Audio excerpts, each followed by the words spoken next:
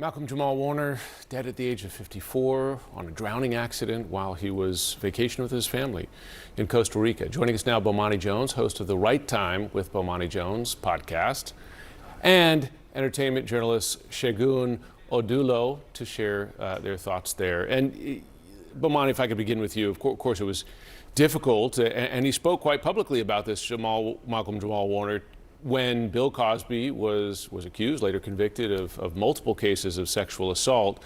He was asked about it in a 2015 interview, and he said, he's one of my mentors, and he's been very influential, played a big role in my life as a friend and mentor. Just as it's painful to hear any woman talk about sexual assault, whether true or not, it's just as painful to watch my friend and mentor go through this. How did he handle it in the years since he left the show, just that the larger Bill Cosby controversy and scandal? I mean, I guess you would argue that he handled it about as well as he could, because it's not like what Bill Cosby did is something that he himself could answer for. And it's got to be super tricky, not only because Cosby was kind of a vehicle for the fame and what his life ultimately became, but also because specifically the vehicle that they were attached to was so attached to the idea of wholesomeness, and that this guy is like everybody's dad, and then you find out that your dad perhaps might be a terrible person. That's a rough go for anybody. And so I noticed for all the members of that cast, for us, Bill Cosby was just kind of he's not somebody we knew in general. He's just an idea. And so for those people, you're reckoning with the person you thought you know, the person that was actually there, and the idea that happened to be a vehicle for everything that happened in your life. So it's kind of hard for me to evaluate how anybody would or would not have handled it, because it's such a particular situation. Yeah, Segun, this is, I mean, we all know Malcolm-Jamal Warner for this role, right? But he also was so accomplished as a Grammy-winning musician. He had a recent podcast. He spoke out about being a black man in society and what that meant, you know, and that's a voice that's needed. And that portrayal that he brought was groundbreaking. Can you talk a little bit about the mark that he's leaving here? It's just incredibly sad when we think of what a young age he died at.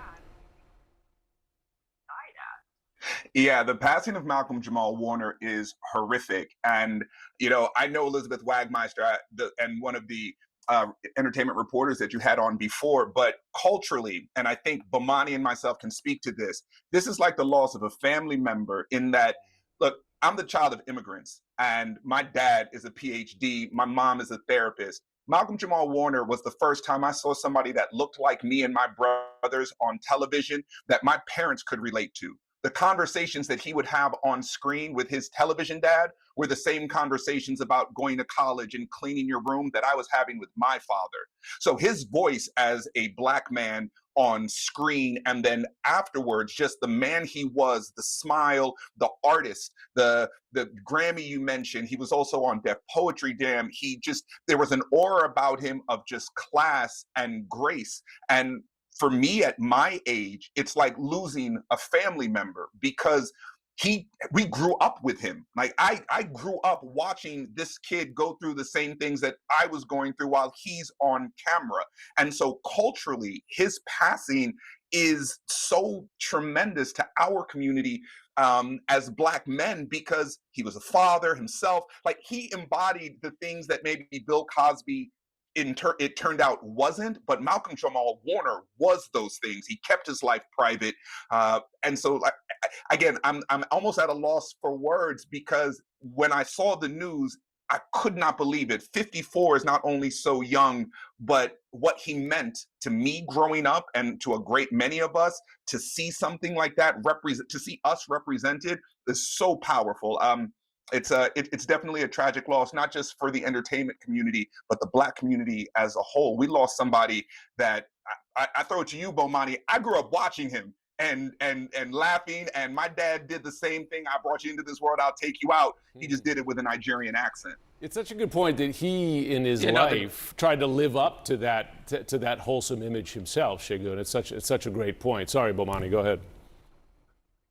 No, I was going to say the dynamic that Segun pointed out is interesting, because my parents are both professionals. But the thing is, the Cosby Show comes out in '85. I'm 5 years old, so I don't have a recollection of the world without the Cosby Show. And so what was revolutionary for a lot of people, for me, was much more commonplace, because of the life they showed was more similar to a life that I recognize. Now, what I always find to be interesting, and not that this was that different from many sitcoms, but as much as Cosby had a tendency to fall into traps of respectability politics, those kids were driving him crazy at every turn. And the Theo Huxtable drive him crazy was interesting in the first couple of seasons of the show because it's just basically your son's a screw up who says he wants to be a regular person. He had to tell him that that's why he made D's and everything. The progression of the character was one who had actually an undiagnosed learning disability, which I think created a relatability to a lot of people in circumstances where they felt like they were doing their best and just couldn't get it right. And so it went from being a joke that Theo can't get it right to you recognizing, oh, there's a reason. And there's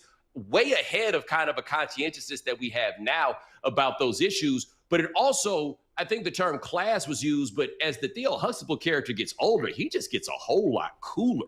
Like that was somebody that you could see by the end of it and be like, yo, I wouldn't mind kicking it like that guy kicks it. So as much as we could talk about like these kind of deeper issues of how it affected Black people, in the end, this worked because it was an entertaining television show. And a big part of why it was entertaining is he gave one of the more realistic portrayals of a teenager on screen while actually being a teenager. Because normally people who get that right are actors who are older and can look back on what their lives were. In real time, he was capturing what a 14, 15, 16-year-old would be in a very relatable format for not just Black people, but also Americans. Like, it's crazy to think how many white people watched that show at the time, given how decidedly Black it was. So we can claim the character very closely, certainly, but let's be careful and not lose sight of the fact that this was an American character that was shared by the country from coast to coast. I'll say, listen, as I said to Brianna earlier, I watched it religiously as well, but I could hear, and maybe you're the same, I hear in the passion, Segun and Bomani, in your voices just what it meant to you to watch this show, right? I mean, it just comes across with everything you say. Yeah, Bomani touched on it, like the learning disability. Like in the Black community, in many communities, that's not discussed, right? That I had never seen that before. And I know people that, because of what was displayed on the Cosby Show, and that conversation led to conversations in their own family. Bomani is right. This was an American character, because you don't be on the most successful sitcom in television at the time if it was only for one group of people. Malcolm-Jamal Warner himself, away from the camera, and I know you all mentioned it, led a very private life. He was kind of like the anti-star and really didn't seek the fame, but was really an artist. And the art form that he showed on television that we consumed, must-see TV Thursday night, you knew the time, like you sat down there, we ate dinner watching the Cosby Show. It was one of the only shows that we could watch. And like I said, for me and for my brothers, I've been on the phone with them, and we're having conversations like, I can't believe he's gone, and we're reminiscing and being reminded about shows and episodes, and the Gordon Gartrell when Denise made the shirt for him. There are episodes that his character went through that are so indelible and left memories for us that are never going to go away. Yeah, I think it was dyslexia that he had, and I mean, I think of his early adventures, because it was early on in the series, with Cockroach, his friend, who was so memorable as well. Just so much warmth that he brought to that character, and so much of himself, clearly, that he brought to that character.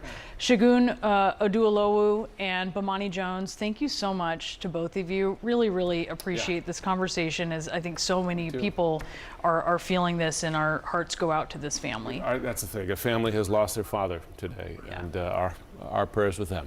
Yeah, thank you guys so much.